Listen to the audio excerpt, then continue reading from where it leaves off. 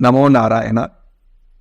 சித்தர்கள், யோகிகள், ரிஷிகள், அவதார புருஷர்கள் எல்லோருமே மூன்றாவது ஒரு கண் இருக்கு அப்படின்னு சொல்லியிருக்கிறாங்க. அது உண்மையிலே இருக்குதா அப்படின்னு எல்லாத்துக்கும் ஒரு சந்தேகம் உண்டு. தியானம் செய்பவர்கள் அல்லது ஞானத்தை நோக்கி போறவர்களுக்கு இந்த சந்தேகம் இருக்கவே இருக்காது. ஏன்னா மூன்றாவது கண் இருக்குன்னு அவங்களுக்கு நல்லா அனுபவபூர்வமாக தெரியும். ஆனால் தியானங்கள் யாருமே செய்யாதவங்களுக்கு எல்லாம் நம்பகத்தன்மை இல்லை, இப்படி மூன்றாவது கண்ணு ஒண்ணு இருக்க வாய்ப்பே இல்லைன்னு பேசக்கூடியவங்க நிறைய பேர் இருக்காங்க. அவர்களுக்கு சித்தர்கள் மூன்றாவது கண் எங்க இருக்கு அப்படின்னு தெரிஞ்சு கொள்றதுக்கு ஒரு சின்ன வழிமுறை வச்சிருக்காங்க. இதை நீங்க செய்து பார்த்தீங்கன்னா உங்களுக்குள்ளேயும் மூன்றாவது கண் இருக்குதா இல்லையான்னு நீங்க தெரிஞ்சுக்கலாம். ரொம்ப சுலபமான வழி. உங்களுடைய ஆள்காட்டி விரலை எடுத்துக்கிட்டு நெற்றி புருவத்துக்கிட்ட வைத்து கண்களை மூடிக்கிட்டு வலதுல இருந்து இடது கொஞ்ச நேரம் சுத்திக்கிட்டே வாங்க.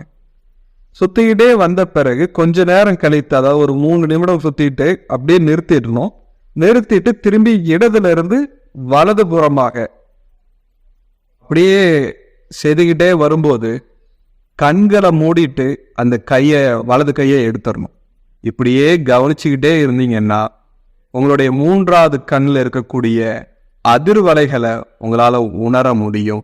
அங்க ஒருவித நெருப்பு உருவாகுவதையும் உங்களால உணர முடியும். சித்தர்கள் இந்த மூன்றாவது கண் இருக்குதா இல்லையான்னு நம்பிக்கை இல்லாதவர்களுக்கு நம்பிக்கை ஏற்படுத்துவதற்கான பயிற்சி முறையை சொல்லி கொடுத்தாங்க.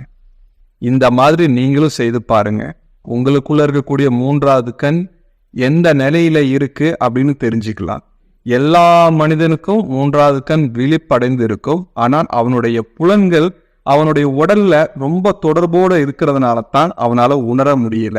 யோகிகள் பயிற்சியின் மூலமாக இந்த மூன்றாவது கண்ணை விழிப்பு நிலைக்கு கொண்டு போய் உலகத்தில் இருக்கக்கூடிய மர்மங்கள், உடலுக்குள் இருக்கக்கூடிய மர்மங்கள் அனைத்தையும் அவர்களால் பார்க்க முடியுது.